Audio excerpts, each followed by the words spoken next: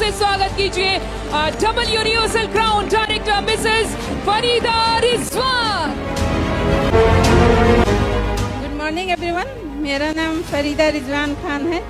आके बहुत अच्छा लगता है। पहले हाउस वाइफ हूँ, पहले नहीं निकलती थी। ये बिजनेस मेरे हस्बैंड शुरू किए थे, 11 साल हो गए। 1 से 1.5 साल हुआ मुझे करते हुए।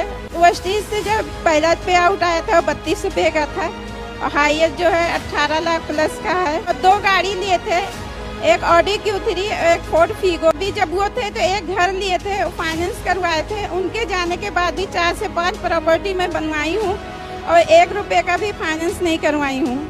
बड़ी बेटी को इंडिया से बाहर भेजी हूँ MBBS करने के लिए। My name is Madhavacharyan. నేను ఈ బిజినెస్లో బ్రాంజ్ డైరెక్టర్ పొజిషన్లో ఉన్నాను.